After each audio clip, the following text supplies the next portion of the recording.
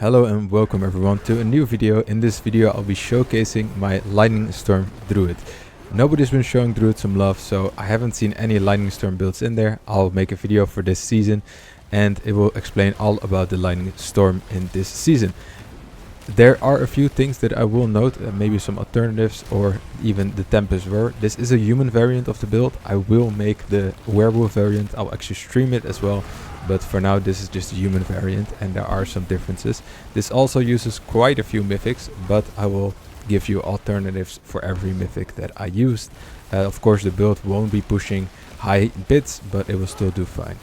In the background there is some tier 4 Inferno Horde gameplay. It was a nice run, so got that for you guys in there. And I'll just go over the build, the aspects, the spirit boons, paragon skills, I'll go all over it. And I'll try to actually keep this under like 20 minutes, but there's a lot of things that actually in this build, so I'll be happy if I get under 20 minutes. But let's get right into it. Okay, so for the helmet, of course, Shaco helmet, Harlequin's Crest. This is just to reduce a lot of the cooldown, and it is quite nice actually to have so much cooldown reduction. But I think the plus to skills and damage reduction also is very nice in this build. Maximum life, armor, also very great. I do have a lot of extra armor right now, but that is because I have the alternatives that are here, and my build is actually almost a little bit geared towards wearing the alternative. See, now I have 900, so that 500 armor that you get really helps with your build. But alternatives are also, so maybe you could actually get a Godslayer's Crown with the cooldown reduction G8. That would be very nice. You also pull in those enemies, which is quite decent on the build because you'll be doing a lot of AoE damage on them. You don't want to stand too close to all of these clusters of enemies, because if they're not stunned anymore, unstoppable, then they won't even be pulled in. I don't know why I said that. So this is an alternative helmet, and you can always opt in for just a helmet with cooldown reduction, maximum life on its own. But I'd say Godslayer Crown is already doing pretty decent. And if you do have a helmet that is not Godslayer's Crown, I would say Exploiters would be quite a nice aspect on there. For your chest, I haven't played around with this at all, but the Shroud of False Death is actually an amazing chest piece. Not only is the all stats and maximum life just nice, sadly I got the resource generation on it, but that's fine. It's still a good item. And what you really want to look at is the +1 to all passives. It's crazy, but this is also your keystone passive. Really, every passive that you can think of, including the keystone passive that you picked, not all of them, but the one you picked will get 1+ point. And it's crazy. So not only is that 45% multiplicative damage, but it's like some resistance in there, some more survivability, all those little movement speed buffs and stuff. They all add up to actually a quite substantial amount, and that really gives away that even though the unique is not really, we don't really care about the effect, about the stealth stuff, which is nice if you're running through something. 40% movement speed, we'll take it, but that really doesn't matter. So this is +1 to passive, that's great. But there are alternatives. You can even get Tyrael's Might if you don't have the Shroud of Darkness, of the Shroud of False Death. Tyrael's is great. It also solves a lot of survivability. You might need to change your boots if you do Tyrael's, because you won't need any of the Allras anymore. So do watch out for that. You do want to hit all of the damage reductions on this if you can add it. And also maximum resistance to all elements is also pretty decent. But that's one alternative you can take. And another alternative is just having a chest piece with willpower, maximum life, and defensive skills.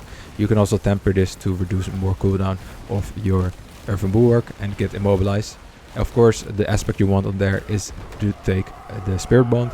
Even though your Poison Creeper doesn't really have any health, it still counts as reducing your damage. So it's basically a 17% damage reduction, which is quite nice. And if you are taking your chest piece in there, I would advise taking T-Bolt's Will as pants, just before the extra damage reduction, and the all stats and maximum life is quite nice for pants. Because the alternative will be to wear pants and chest piece, but don't really need to do that. You can just take the all stats from the pants, and they also help you for your paragon board. So that's quite nice as an alternative. And for your pants, of course, unsung static reps. These are very self-explanatory. You want that Lightning Storm on there. This is very nice. I got plus Defiance, but even without GA, still very nice piece. For your pants, I would say Spirit Bond, of course, as I said before. Chest or pants have Spirit Bond just for the damage reduction. Willpower, maximum life, armor I put on this because I am getting Tempest Roar. If you are running Harlequin's Quest, you don't need armor on that. I would say get something else. Maybe you need a little bit of all res, or I think what an alternative could be. But to be honest, fix your res and fix your maximum life, and then other than that, you don't really have anything else that you can do. It's kind of a dumb stat here because you can't get +2 defensive skills, and I can't think of anything else you would want on here out of the top of my head. So willpower and maximum life are very important, and the third one, just pick and choose whatever you like. And for the tempers, of course, chance to mobilize is very nice because that scales a lot with your lightning storm, and you also want that earthen boar cooldown reduction, so you can have it up more and more and more. Then for your boots, I currently have Yen's Blessing just because they give the resistance to all elements and all stats. That's very nice. I used to rock the Rakonov's Wake with cooldown reduction. That's also very nice. You really notice the 13% cooldown reduction, so that's also good. And it does give the 70% non-physical damage, and of course that all rest, which everyone loves. Although the unique effect doesn't really matter that much, so that is a bit of a give and take with that one. You can't use the unique effect, although Yen's Blessing does actually work, and it works actually quite often. Once every 8 seconds sounds like, oh, that's only one time a century, but it actually works quite a few times because you're casting so many skills, and 8 seconds goes by pretty fast actually. An alternative boot would also be Wild Heart Hunger. This is also you need to take the Bestial Rampage, but I think if you actually take the Bestial Rampage, you would need to go to the Werewolf stuff. I will try this one out with the Werewolf, but I currently prefer the Yen's Blessing. You can only do this if you have enough resistances from other things, because you won't have the max res if you don't have something like Ethereals or a very optimized other gear that can actually compensate for your lack of resistances. Then for your weapon, willpower, maximum life, critical strike damage, very important. You can get a lot of it in this one, so that's very nice. And you of course want the temper for the lightning storm to deal double damage. That's just a multiplicative damage basically right there. So that you actually want that 100%. I messed up and I didn't get this at all, but you can actually get this quite high. You can also opt to go in for a weapon and the totem. I would say getting a cooldown reduction on your totem is the only thing you would really want to change, and for the rest you still want willpower and maximum life, and for this one you would still want critical strike damage. We don't need the critical strike chance, we already have it at 75%, which with the rune on here will give us the 100%, so that's fine. So we don't need any more of that. If you're still struggling with crit chance, I would opt in to go for the crit chance on your totem, but probably with take it instead of the willpower. You will probably need your maximum life. Pick and choose to see if you lack survivability. Of course, get your max life. If you already have a GA on crit on there, don't change it. Just keep it. Then for your amulet, of course, the aspect for your pole arm is actually retaliation. This will give you a crazy amount of damage if you have fortify. This is also why it's important to rewatch your fortification and how much percentage you have it. You want to keep that at 100% all the time. We have 2 spells that do this, so I will go over them later. Then for your lightning dancers, or for your amulet, they will have the lightning dancers aspect, which will give the dancing bolts, which do a lot of AoE damage in there. And for the other stats on your amulet, I would say cooldown reduction is number 1. You just want extra cooldown reduction for all of your cooldowns. It's very important that you actually keep up your catechus and other stuff. And then for the other ones, willpower and attack speed are great, but if you can get Envenom or even Defiance, or like I think Defiance or Envenom are like the biggest ones. Maybe even no, I'm not looking at, and there is one more passive that actually gives multiplicative damage, and maybe I'll go over it later in the skills, but that one is also pretty important for you to get. So notice that you do want those kind of things first, so if you can get it, but it's very difficult to get, or if not, just get cooldown reduction, willpower and attack speed. Critical strike damage for temper, cataclysm cooldown for that uptime, and that was it for your amulet. What of the rings? Star of the Skies, of course. It is not easy to get a Star of the Skies in there. I used to rock just a normal ring with Edge Masters. That is also pretty good. You could just get a 20% damage bonus. You can also opt in for the one that gives attack speed. I kind of forgot the name, but there's also one that just gives you attack speed with your core skills. Also pretty good. And of course you want critical strike damage, critical strike chance, critical strike damage temper. Maximum life is also pretty good, and something like attack speed on your ring. You're just gonna lack the lucky hit chance and the plus the core skills. It is a shame, but it's still a pretty good thing if you don't have this. Then this one's really good. It's the Mjolnir ring. This is also kind of why we want the perfect uptime on our Cataclysm. It is because once we got that 82% multiplicative damage buff. That's quite a lot of damage you can get there from there. It also gives some willpower, critical strike chance, and movement speed, which is all things that are pretty decent in all in all. So this is just a crazy damage buff, and this is also why we're opting in for the Harlequin's Crest with the Mjolnir, just because we can actually keep that uptime at 100%. I'm not sure if I actually run the Mjolnir if we're doing a Tempest Roar build, but I'll need to play around with that later. But for this build, it's definitely a take this, and if you can get a 100%er, that's great. That's really nice. If you're still struggling with keeping uptime, get that Endless Tempest as a GA. That's really important. Then I think I did a small thing about the runes, but Warcry is a great rune. If you're struggling with survivability, you can also get Earthen Bulwark as a rune just in there. You will just cast Earthen Bulwark once more.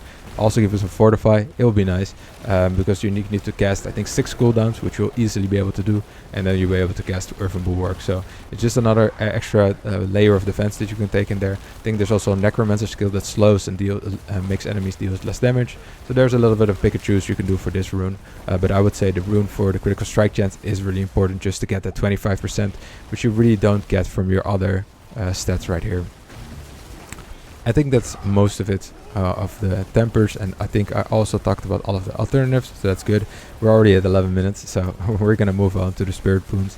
Wariness for the extra damage reduction, maximum life, and critical strike damage. You choose your eagle boon. Pack leader, just so you can keep your poison up from your poison creeper, so you could just move it multiple times. There is an alternative where you actually take your calamity just for your more ultimate uptime, although not having this up is quite detrimental, and you can get a lot of resets with it and just get that poison. If you can already do a poison like consistent enough with your skills, which is constricting tendrils, if you have some crazy lucky hit chance or something, then maybe you can opt out of this. But the envenom damage bonus is really nice to have, so you can, it is a bit of a pick and choose if you want to do that over calamity. And for this one, the Calm Before the Storm doesn't really proc that much against bosses, but against AoE enemies, as if we're doing the Infernal Horde, it really procs a lot, and you'll be able to keep that easy permanent uptime, even though your skill isn't the same as the duration. Then for your skills, we just put 2 points in here. We don't care about Wind Shear. All the points into Lightning Storm with Raging Lightning Storm. Very basic stuff. Extra Wild Impulses. As you can see, we get +1 to all of those passive points and +4 to all of our active points. So we really get a lot of points for free. And of course for Earthen Bulwark, you just want that Fortify. This is so that we get extra Fortify and we'll do more damage with our retaliation aspect. And then Backlash, Ancestral Fortitude, Vigilance. If you're struggling with getting your resistances up, get some extra points into Ancestral Fortitude. Those will just give you resistance, all res, basically. Extra attack speed for Bloodhowl, that's just 50% attack speed buff. I used to run Debilitating Roar. It's still pretty good because you get a 15% damage increase and also Fortify. Although I did notice that, especially in Infernal Horde, I was struggling with mobility quite a bit, so I actually opted in for Trample. Trample is quite nice because it will not only make you unstoppable, which is great if you're from Bulwark is on cooldown, you can still get out of the sticky situations. It also gives you 20% Fortify, and it acts as a movement skill, so you can actually move quite a bit. And if for some reason you actually knock someone into a wall, you deal increased damage to them, I think. So that's also a nice damage bonus. If for whatever reason you can hit that. And yeah, Nature's Reach, Humanity, Poison Creeper. If you already have enough crit chance, don't put any points into this one. If you're still struggling with crit chance, put point to that one. If not, 6 seconds of poison means that you'll be able to do a lot more of your damage against bosses, for example. So you can just keep this up almost permanently. And Venom, very important. You want to get that points into there. It's just extra critical strike damage to poison enemies. This is also why Poison Creeper is so good. Just some random points into Natural Disaster and Defiance. You will already get a lot of points from Defiance from your unsung aesthetic reps. So that will always give. Endless Tempest makes your Cataclysm duration a lot longer. So your Cataclysm, you really want to get that 100% uptime. I have 3 seconds between there, but luckily if I hit like 2 lucky hits on the 10% for my spirit boons, I will actually get enough to do this on permanent uptime. So most of the time it's permanent uptime, and only sometimes I have it like down for 1 second. You can of course opt into getting the spirit boon that gives 25% increase, but you will either have to give up your maximum life or you will have to give up the poison creeper uptime. Both of those are quite iffy, but you can choose to opt in for that. Defensive posture is just nice for extra fortify generation, which basically means more damage, and damage reduction for even more survivability. Then finally the perfect storm, 45% damage increase. We get this twice, so of course you want enemies to be vulnerable, but your cataclysm will make enemies vulnerable quite quickly, so you just needs to get hit once by it. And you also have this one for a 10% chance to make enemies vulnerable with your lightning storm. So in either ways, enemies will become vulnerable quite a bit, and you will be able to get them deal that extra 2 times 45% damage that way. Then for the paragon, I always say I'm gonna go over the paragon real quick, and it ends up taking 10 minutes, but I'll try to do this like some YouTubers did. So fulminate first, then you get constricting tendrils and spirit. Max points in spirit, you want to get those, but first get your other nodes before you do max points. Then second page or third, heightened malice, and of course in there you want your electrocution for that extra lightning bolt damage, and just the passive, which will do 20% increased damage. Then you have the keeper for the thunderstruck page. You of course want to get 300% damage to close and distance together, so the sum of your close and distant damage should be at least 300%, so you will get the full 60% multiplicative damage from this. Very important, and it allow you to do a lot of damage. And of course for this one, keeper, just for the all rare nodes, will give you some nice bonus. And for the last page, for the fifth one, I would say it's ancestral guidance. You will be spending a lot of spirit, even though when you have unlimited spirit, you will still gain this 40% damage buff, which is quite a nice buff. And then of course earth and sky will give you some other all stats that you might need. You might be able to play around with some others, but I would say this is a quite solid build. Of course, you would first want to get all of your legendary nodes and your glyph sockets. That's the most important thing, and then later on, once you actually got those, you can actually opt in for maybe getting one of the maximum life, or getting some other nice of these other glyphs nodes that you can maybe get, will get you even more damage reduction or survivability or whatever. But first get your legendary nodes, because they really get your build to a new level. And then of course I always level all of my glyphs to level 45, and then I start leveling one to a level higher. But as you can see, none of these are actually above level 50 except for spirit. Then for my mercenaries, Rahir will be amazing. The Rahir just gives you a lot of stat buffs as well, which is great. Rahir can give you 15% armor or 15% all res, and based on that you can actually even get some different things where you get increased damage to enemies, which we will ground slam, or you can even get some fortification to enemies he will shield bash. So in both of these things there are actually many benefits to doing Rahir. He's just one of the all-around best ones, and Rahir is my favorite. Subo is great for if you're just farming something like Nightmare Dungeons and you need to kill everything, but Rahir is great for pit pushing or anything else that might be difficult. Currently I have Variana, also because I wanted to level her up, but this just gives 10% attack speed. For the rest of it, I don't really care too much, but I just wanted to level her up all the way, just to get a little bit more of that pale marks. That was it. I will show some, I think the tier 4 Inferno Horde gameplay should be still playing in the background, but that's post-production. It might not. It might already be done. I hope you guys enjoyed the video. If you enjoyed the video, please, of course, like, comment, subscribe. I'm trying to grow the channel. I'm trying to try some new stuff out. So if you didn't like it, if you did like it, I would like to know. Please interact, and I'll be happy. I'm going to shut this off because we're almost hitting 20 minutes. So I'm going to shut this video off. I appreciate you guys watching the videos. I will be streaming later on. Have a nice day. Thank you for watching. Ciao.